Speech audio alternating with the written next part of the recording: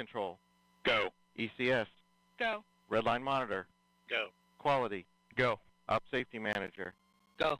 ULA safety officer. Go. Vehicle system engineer. Go. Anomaly chief. Go. Range coordinator. Clear to proceed. Flight director. Houston flight is go. Starliner. Starliner, go. Launch director. You have permission to launch. Proceeding with the count. ALC. Verify T0 is set for 14:52:15 Zulu. Verified.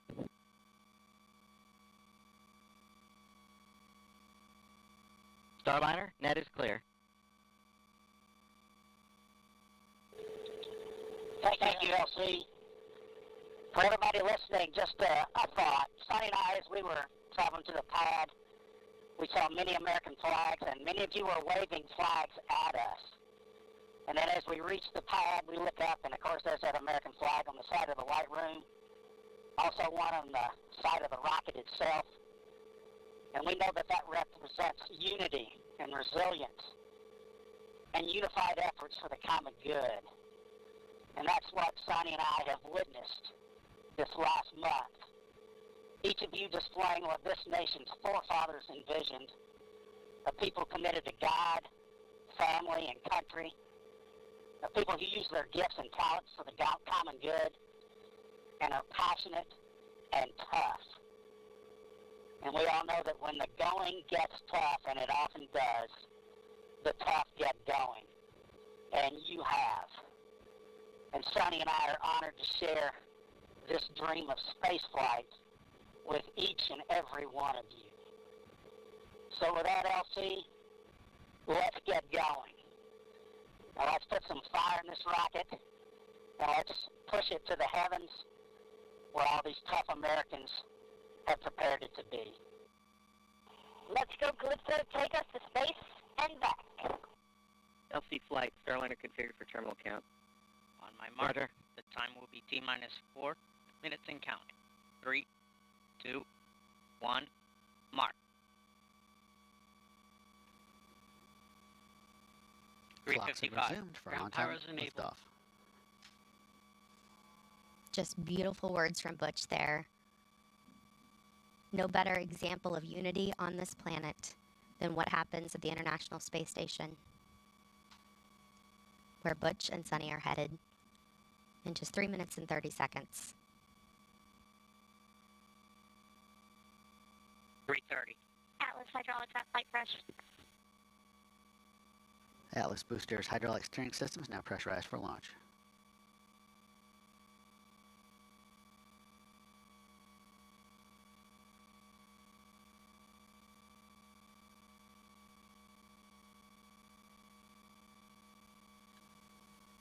Starliner's LAS prop valves are configured for launch. The propulsion valves that need to be open in the case of an abort from the pad.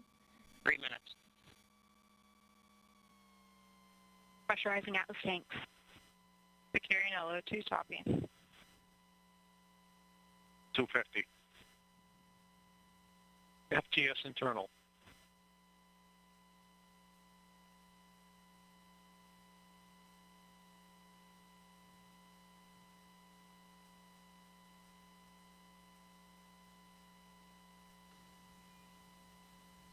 Flight software is in ascent mode. It is now set for the uphill climb.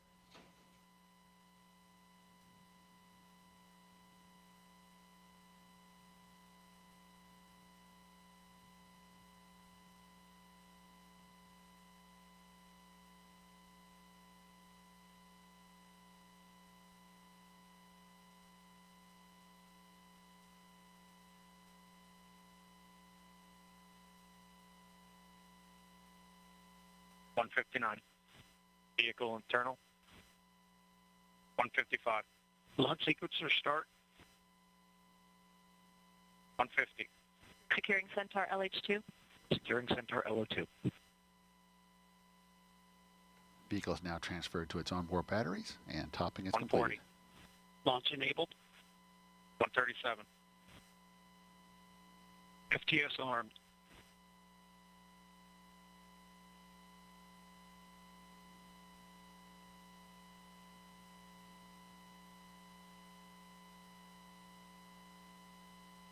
120. OCU's armed. SCS count started. EDS ascent. Starliner, last arm to auto. Last arm auto. Roger. That call meaning if the emergency detection system on Atlas minute. detects something, Rock report range status. Range green. It will 54. POP started. it will trigger the launch abort system on Starliner and fire automatically. If that happened, the spacecraft would push itself away from the rocket a mile up and a mile out. Atlas at flight press.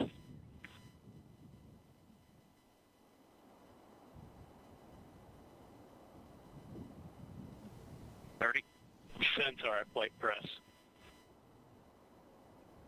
25. Status check. Go Atlas. Go Centaur. Go Starliner. Godspeed, Butch and Suni.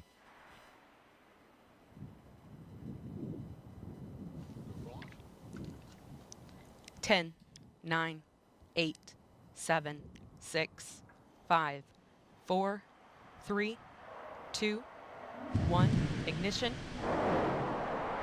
And liftoff of Starliner and Atlas V, carrying 2 American heroes, drawing a line to the stars for all of us.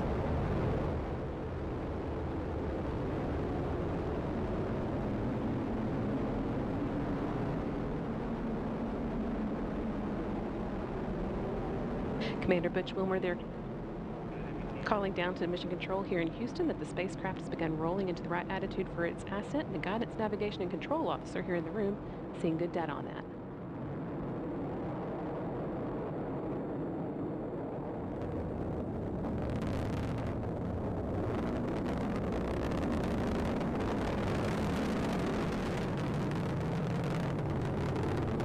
Starliner passing through max Q, or the point of maximum dynamic pressure where the forces of air friction are highest, which in Suni will shortly be passing through Mach 1, where the speed of sound.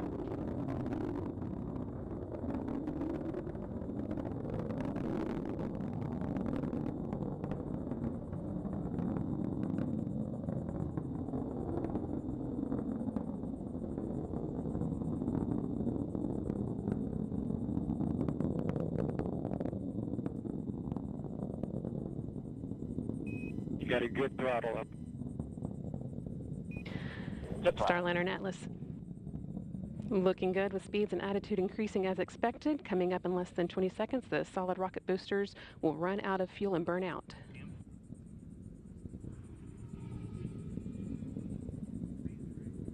Good SRB burnout. Good SRB. Now that the fuel in the solid rocket boosters has been depleted, the Atlas main booster stage will be continuing its burn for about the next 3 minutes.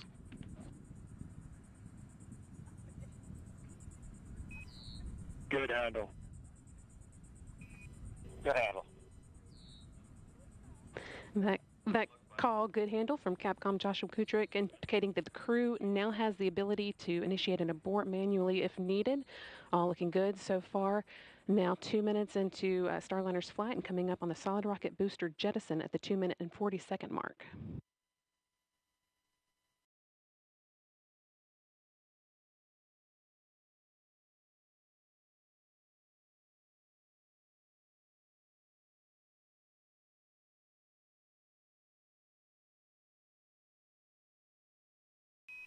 CLT and net, good trajectory.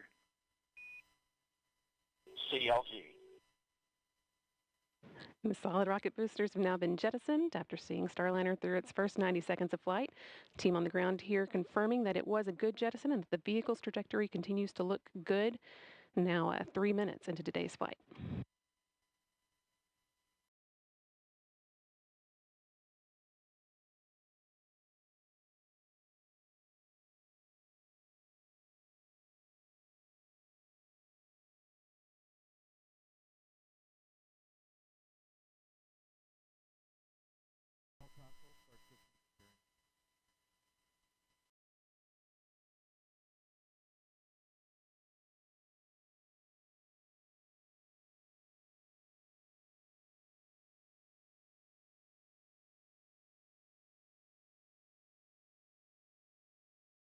Atlas booster now throttling back to limit the G-forces on Butch and Suni, trying to limit that to around 3.5 times the force of gravity you would feel while on the ground.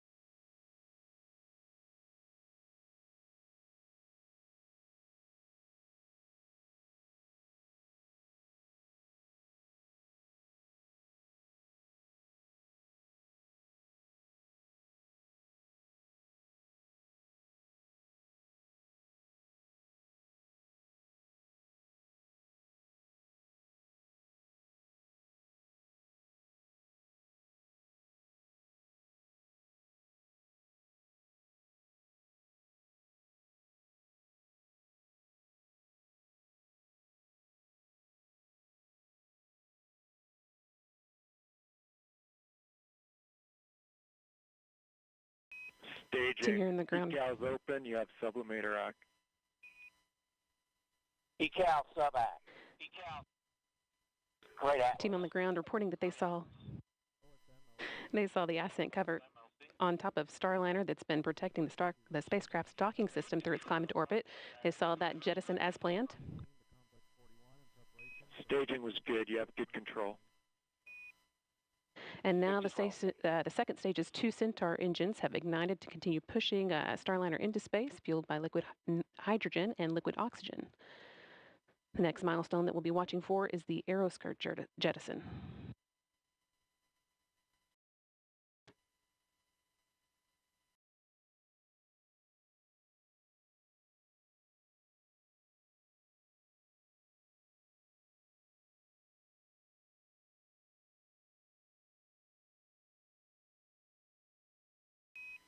Starliner, you had good booster performance. You're up to plus 31.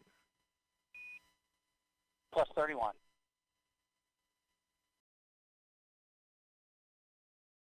Atlas Control reporting booster performance offset of 31 seconds of ISP, or specific impulse, relative to its design baseline of around 450.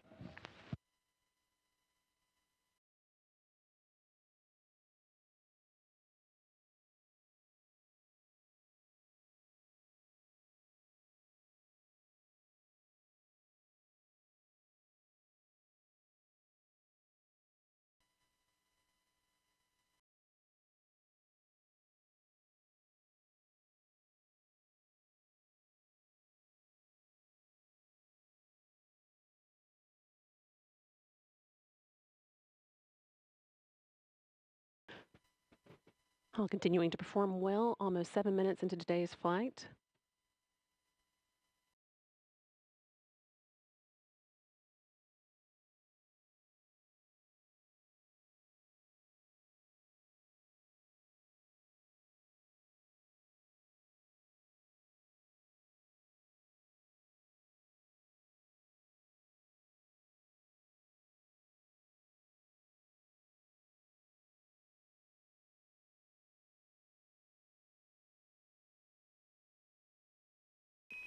Good Centaur. Good Centaur. Capcom Joshua Kutrick continuing to pass good news up to Starliner's crew. At last one reporting that the Centaur upper stage remains in good condition and is performing well, pushing them into orbit.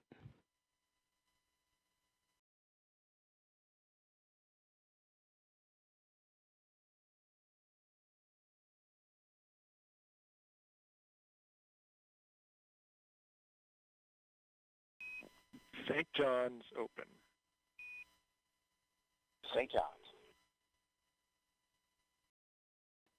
Starliner is now entering its first guided abort range, where Starliner would direct itself towards a specific location in the event of abort. In this case, just off the coast of St. John's, the capital of the Canadian province of Newfoundland, Labrador.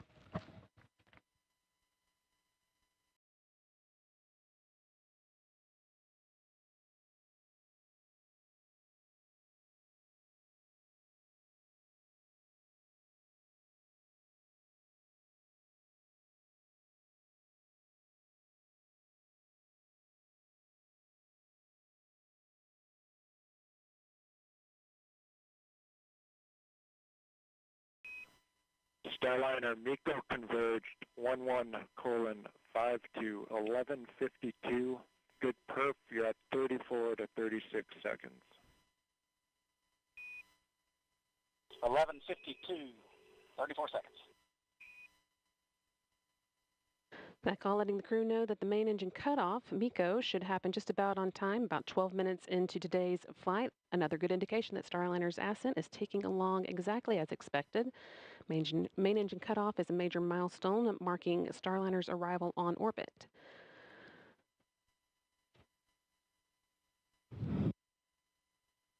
Still got about 2.5 minutes until we get to that, with the spacecraft continuing to perform well, make its way towards orbit. No action, Starliner, on the LCL. That's just the system coming up into controlling mode. Outstanding. No action.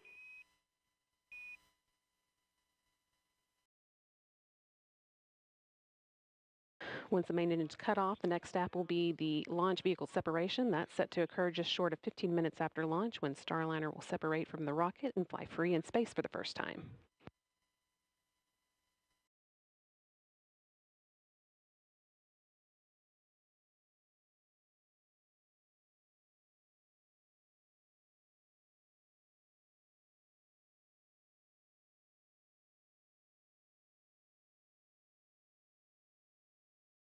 Flight Dynamics officer reporting that at this point, Starliner could potentially make an abort landing off the coast of Ireland. Good cooling. And they're, again, all continuing well, so we're not expecting to need that abort. As Starliner is rapidly approaching orbital velocity, the abort region is only available for just over 1 minute, where Starliner would just continue up to orbit after that.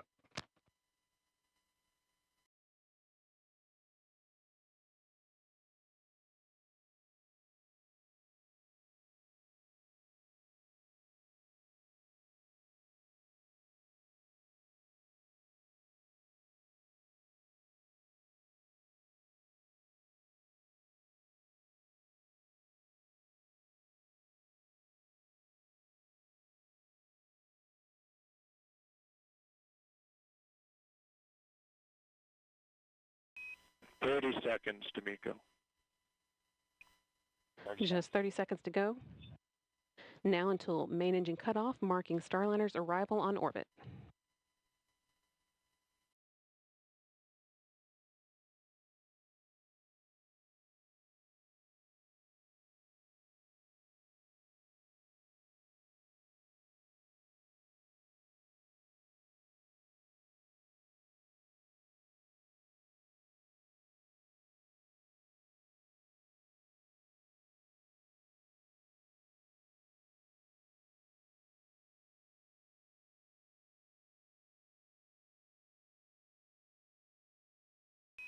Nominal MECO, Starliner. Nominal MECO. And with that nominal MECO call, that's main engine cutoff. We've got good energy, meaning a good velocity for continuing to orbit, and a good plane, meaning Starliner's trajectory is aligned with the International Space Station for rendezvous tomorrow. And with that, Butch, Wilmore, and Suni Williams returned to orbit. Individually, they are both extremely experienced astronauts. 14:5 to 14:52. 14:52. They're both very experienced astronauts with a combined total of 489 days in space between them. Starliner is also the third spacecraft that they've launched in. Both have traveled to the International Space Station via space shuttles and Soyuz and are now well on their way to repeating the journey via Starliner. It's also worth noting that Williams' role as pilot marks the first time that a woman has crewed a flight test of an orbital spacecraft. Just a few seconds ago, you heard Capcom Joshua Kutrick calling up to Butch and Suni. With the expected time, Starliner will separate from Centaur at about 14 minutes, 52 seconds into flight, just under 2 minutes from now, or 1 minute from now.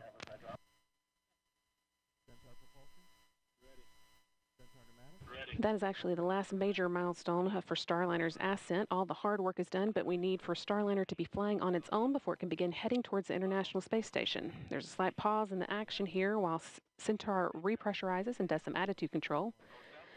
We'll get into the right orientation to send Centaur on its way and then jettison it and move into the right orientation for the orbital insertion burn, which will come about 31 minutes into flight.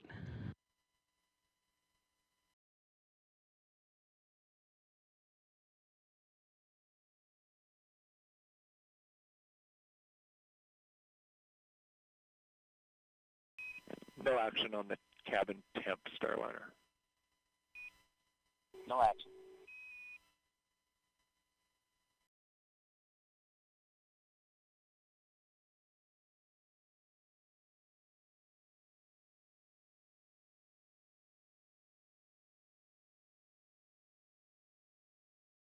And about 10 seconds until an expected launch vehicle separation.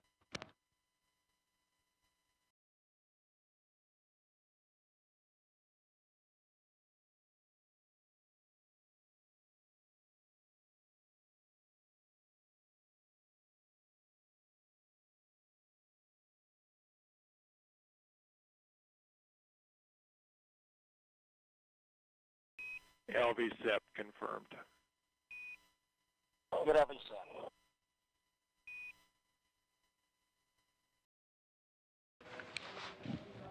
And now that Starliner has separated from this Centaur upper stage, we have a big thank you to our partners at ULA, providing Butch and Suni a smooth ride to space.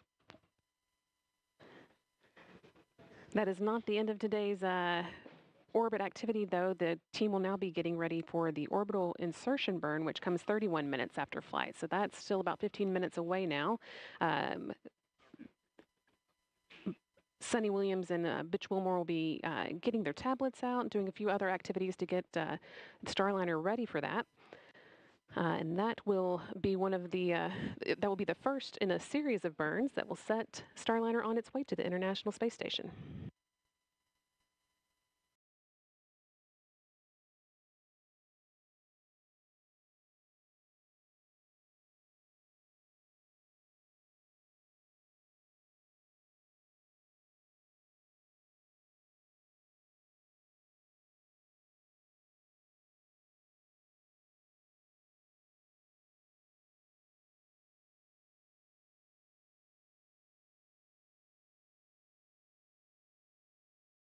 Once again, Starliner with astronauts Butch Wilmore and Suni Williams on board launched from Florida, the Cape Canaveral Space Force Station, Launch Pad 41 at 9:52 a.m. Central, 10:52 a.m. Eastern today, and they have now made it into orbit. Your nominal TDRA show MDL is active. You have good targeting for OI. Good targeting.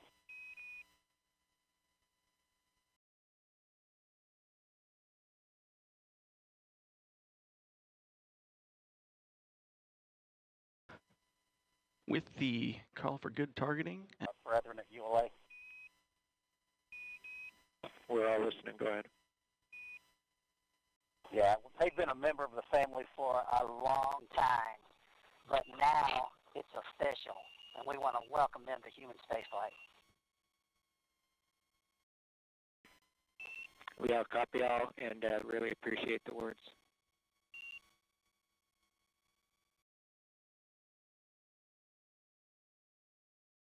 And Houston Starliner, we are on the tablets and in insertion monitor. Copy tablets, we're with you, insertion monitor.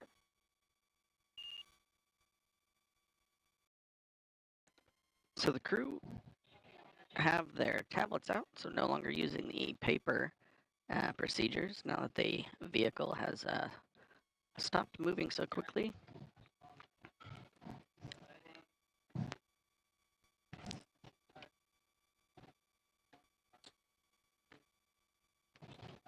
So there's a handful of things that the crew's going to do now, mostly just prepare the inside of the cockpit so they are looking at the right data to prepare for the upcoming orbital insertion burn.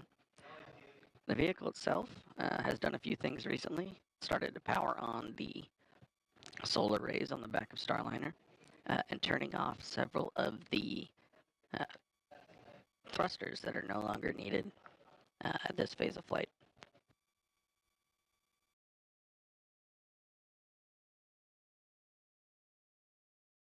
Upcoming in about 4 minutes, Starliner is going to start to orient itself in the direction it needs to do the orbital insertion burn. And the crew inside the vehicle will be turning the wireless access point on and allow them to stream some of the data from the spacecraft onto their procedure tablets.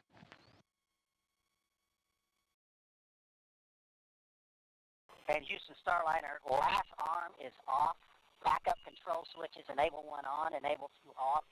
SMRCS is the mode. We copy off. Enable 1 is on, enable 2 is off. SMRCS, you're in a good config. Good config.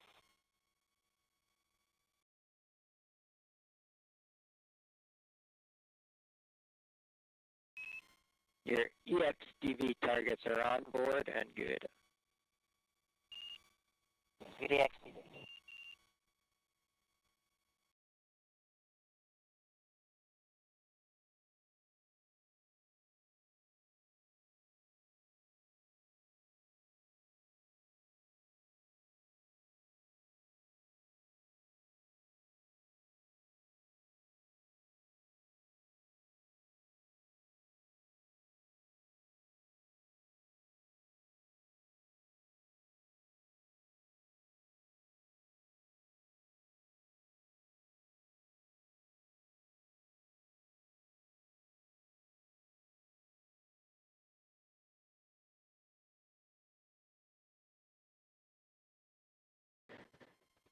Things will be pretty quiet as Starliner gets into position for the orbital insertion burn. That's still about 10 minutes away.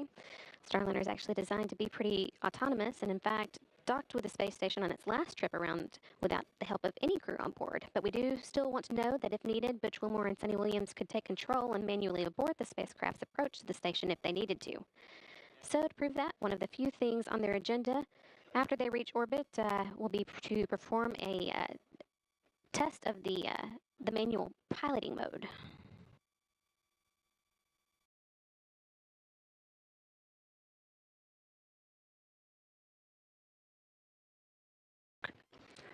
This test will involve first pointing Starliner's nose towards the Earth so that its communication antenna on the back of the service module is pointed at the satellites, the teeter satellites that allow it to communicate with the team on the ground. They'll then move Starliner so that its solar arrays are pointed at the sun, showing they could charge Starliner's internal batteries as needed.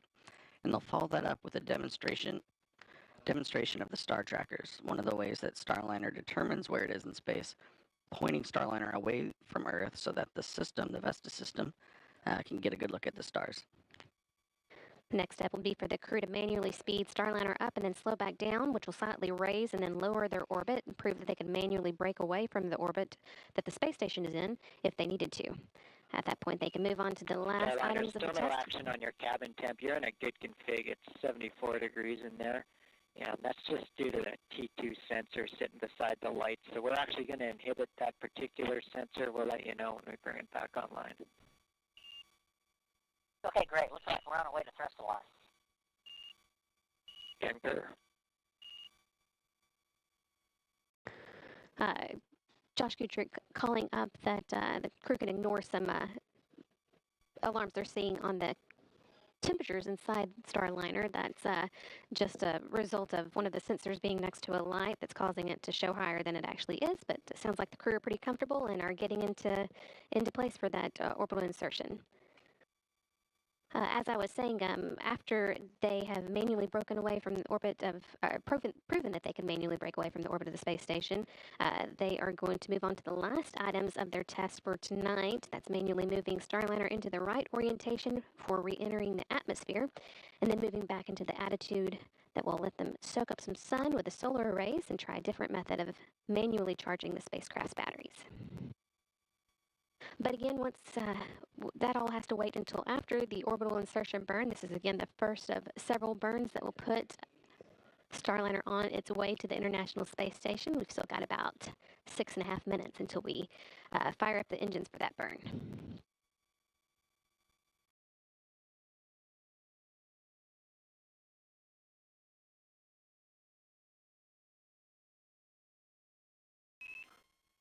Starliner, we did not see the hand controller deflection. Just wanted to know if you did that yet.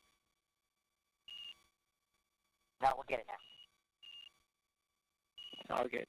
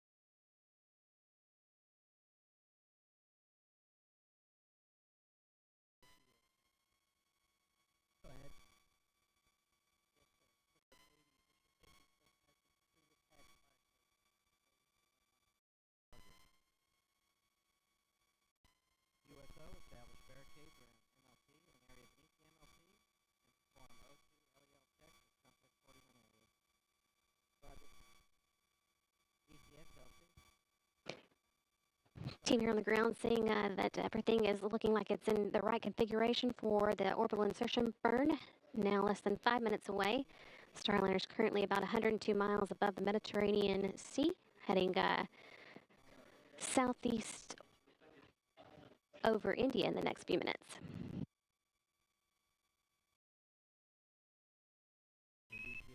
Starliner, good config for the OI burn. Good config for OI. And good config from the OI burn. Crew and ground controllers noting that Starliner is pointed in the direction it needs to for the OI burn. It should also be about the time that the crew are using their tablets for their procedures, also charging them, keeping them topped up for the rest of the rendezvous. We unfortunately won't have a view of Williams and Wilmore as they work through this procedure. Although we had a view of them from inside the cabin on the ground, Starliner isn't able to send that view to us again until it gets to the International Space Station. So you'll be seeing this screen quite a bit as Starliner was getting into the right position for the burn, and actually just now you can see some of the engines firing that help it steer and move around in space, and you can also see what attitude it's in at any given time. Lots of good information on this screen. It is. A lot of this information actually directly mimics the views that the crew is seeing, especially the one in the upper left-hand panel. That is an exact copy of the display the crew is using for their attitude directional indicator. It also covers what mode their translational hand controller and the translational pointing is in. On the left side, on the right side, the pointing guidance, which tells the Starliner in automated mode which direction to point, or when in manual mode, which direction the crew needs to move the vehicle, like we're going to do in some of the manual piloting maneuvers. And following back up a little bit on the camera conversation, there is a planned upgrade of the Mustang system that we should see on our PCM-1 mission that will include live feeds from inside the cockpit. And the Mustang system is the cameras that we were seeing views from earlier. That's correct. There's a handful of cameras around the inside of Starliner. We often see the one from kind of beneath Butch and Suni. That's given one of the better views without being directly right in their face while they're inside the cockpit during pre-launch. But once they're in orbit, they've gotten out of their seats a little bit, and we should be able to see a little bit more around the cabin.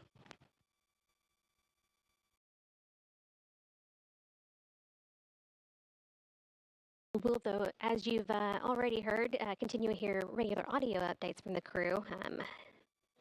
Everything going well now that Starliner is just under 30 minutes into today's flight. We've got about a minute and a half left to go into that orbital insertion burn that will be kind of the final end cap, really, to today's ascent, which again took place at 10:52 a.m. Eastern when Butch Wilmore and Suni Williams launched inside the first Starliner to carry crew members on board from the Cape Canaveral Space Force Station, Launch Pad 41. They made it to orbit about 14 minutes later, and now we are just again waiting for this first of a series of burns that will set Starliner on its way to a rendezvous with the International Space Station that is scheduled to take place at 12:15 p.m. Eastern, 11:15 a.m. Central tomorrow.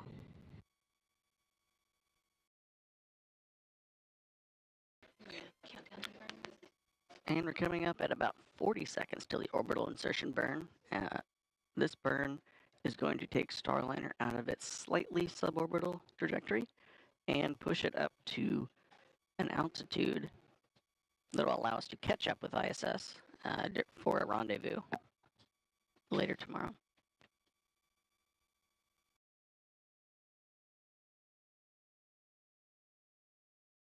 "15 seconds left to go, and once again you'll be able to see those engines firing on this digital screen here that show when the burn has started.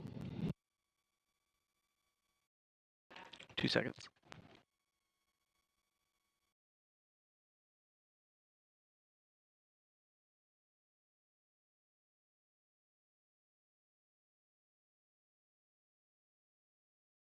And flight controllers here in Houston, seeing 4 good OMACs, good burn.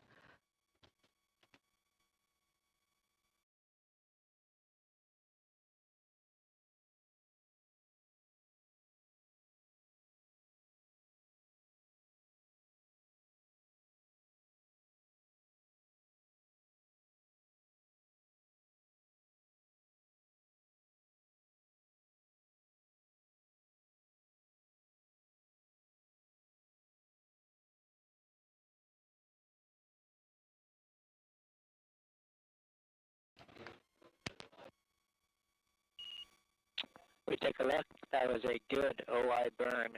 You're maneuvering to NavCal 1.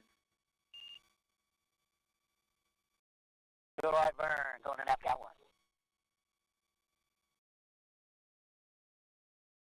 1. And with that call up, both crew and flight controllers agreeing that that was a good OI burn. I'm looking at the trajectory plot here in Mission Control. I see our trajectory pointing us directly up to the altitude we need to go to for the next burn. Right now, Starliner is moving into NavCal mode, or NavCal attitude. That's going to be the first of several positions that Starliner, directions that Starliner points itself to track some of the stars from the Starliner and update the position inside of the position orientation of Starliner inside of its guidance, navigation, and control algorithms. And of course, you're seeing lots of happy faces and cheers here there in Florida. Everybody glad to see Starliner safely in orbit with Butch Wilmore and Suni Williams in tow, sending it on its way to the International Space Station for docking tomorrow at 12:15 p.m. Eastern Time. Once again, Starliner safely on orbit, has conducted a good orbital insertion burn, and is on its way.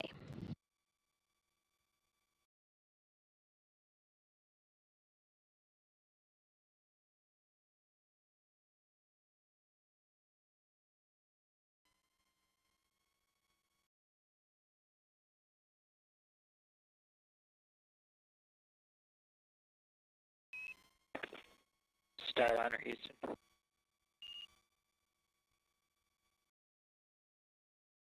Go ahead, Starliner Houston. Yeah, you do have good cooling. The sublimator is working. We are watching it, though, because the water usage is just a little more than we thought we were going to see. You probably noticed that. It's a reason for the advisory there. From the ground, we'd like to swap you over to the other leg. So we're going to close sublimator leg 1, wait for about 60 seconds, and then open up leg 2. You'll see us do that. No impact or action. Okay, we copy. We'll be watching. Thank you.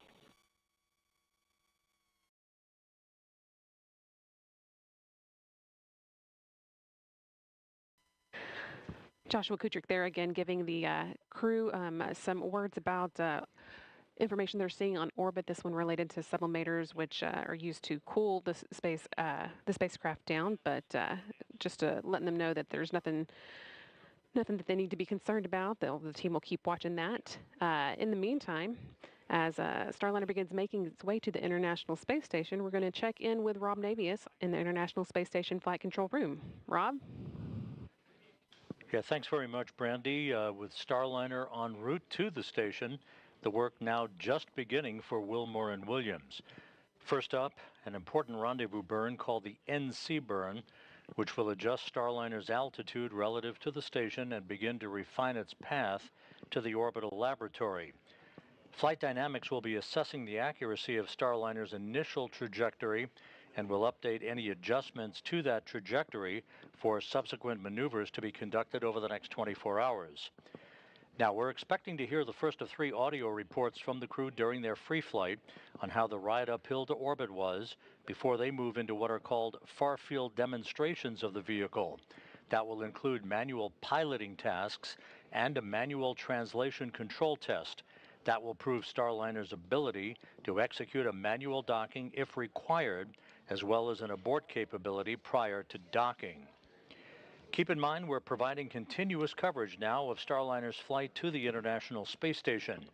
On Thursday morning, rendezvous operations will begin in earnest shortly before 10 a.m. Eastern Time, leading to a targeted docking for Starliner to the station at 12:15 p.m. Eastern Time. So please stay with us around the clock as we bring you every minute of Starliner's flight. For now, we're going to sign off from the International Space Station Flight Control Room here in Houston and go back to Megan, Dee, and Mike Fink at the Cape. Hey, and welcome back to the Space Coast of Florida, where about 36 minutes ago we witnessed the launch of a United Launch Alliance Atlas V rocket carrying the first 2 astronauts, NASA's Butch Wilmore and Suni Williams, inside Boeing's Starliner capsule to the International Space Station. The first time ever, Starliner now in the right orbit to rendezvous with the space station in just over 25 hours. How are you guys feeling? How was it to watch launch? Again, just right over the water behind us here. I mean, this is extremely exciting, obviously a long time coming and a culmination of so much hard work by so many teams. But of course, we're going to be even happier when we see Starliner dock, and even happier when the hatch opens and we watch Suni and Butch float into the International Space Station. Oh, absolutely. Yeah, well said, Dee. I mean, this is exciting. We've built up to this moment for years and years, and it finally happened. I got to see a Starliner launch with my friends on board.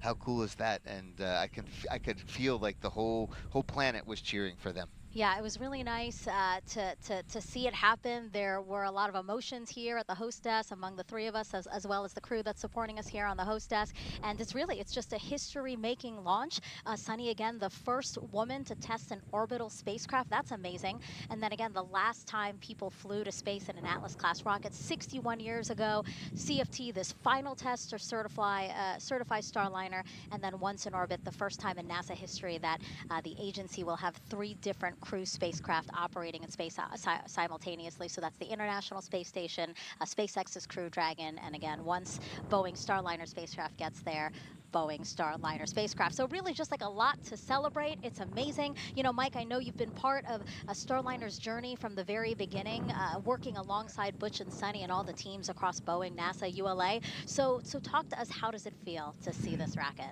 from your perspective? I was so impressed all the way through the launch countdown and all the way through orbital insertion burn. Everything was just like the final simulation exercise they give us back at Johnson Space Center, where they just give us everything nominal. And there we are. Everything was fine. No hiccups, no drama, nothing to worry about.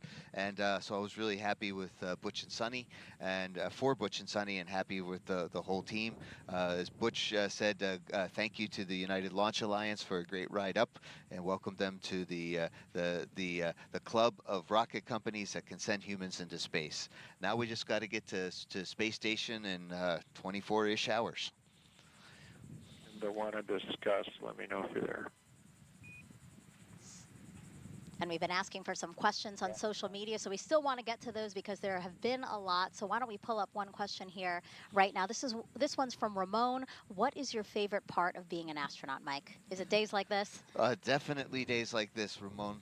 Very much glad to be an astronaut on this day. I think Butch and Suni might be a little bit happier than me to be an astronaut today, but this is definitely a great day. And if you're not on the rocket yourself, helping your friends is a really great way to be an astronaut. And so, Mike, talk to us about, this is, again, a crewed flight test. Certification is what's next for Starliner. So what's the process to get us to your flight next year? Well, first we have to, Butch and Suni, they've gotten to orbit. That's, kind of step one. Now they got to get to the space station and complete their flight test objectives. Once they land safely in a desert somewhere with the airbags, and we'll analyze. The Boeing team will analyze the flight test data, see if any improvements, any changes, any things that can be improved and made, and then we'll get ready for us at the post-certification mission number 1 that we call Starliner 1.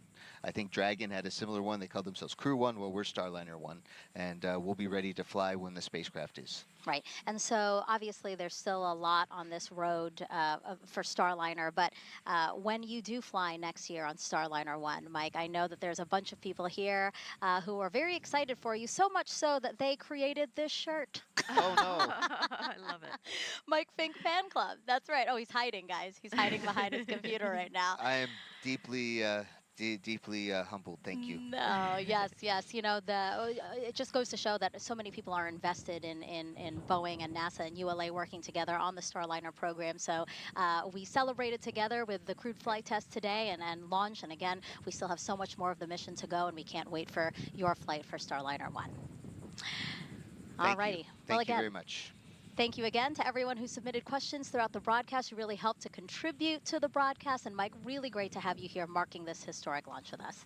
It's great to be on the team, and you guys are both are extreme professionals, as well as our production team and the PAO team that's right up the hill from us. Great job, everyone. Absolutely, and today's liftoff could not have happened without the many teams across the country supporting this launch, which of course is just the first of many critical milestones for this flight test. Yeah, that's right, Dee. So our coverage tonight, or today, won't end here. First up, we have a post-launch news conference starting at 12:30 p.m. Eastern Time right here on NASA TV, followed by continuous coverage of Butch and Suni's transit to the International Space Station.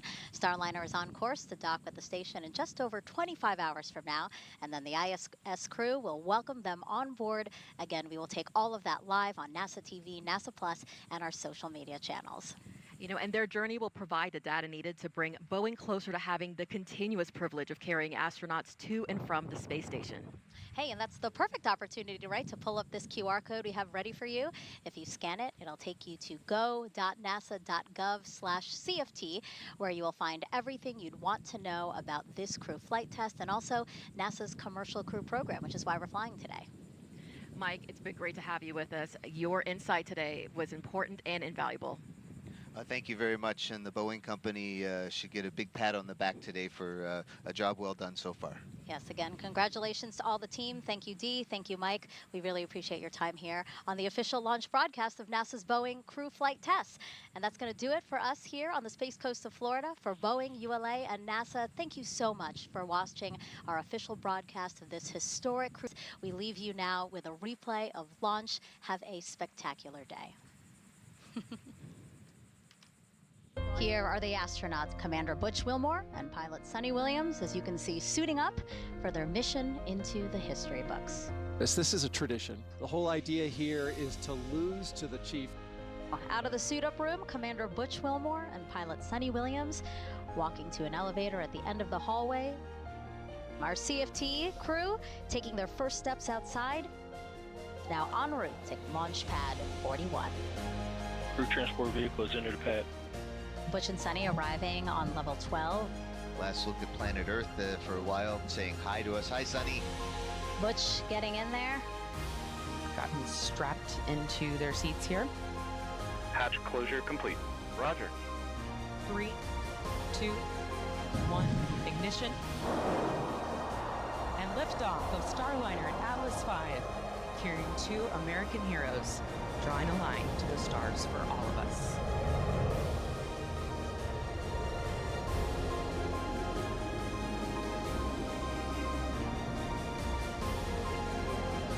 Commander Butch, Wilmore, they're calling down to mission control here in Houston that the spacecraft has begun rolling into the right attitude for its ascent, and guidance, navigation, and control officer here in the room seeing good data on that.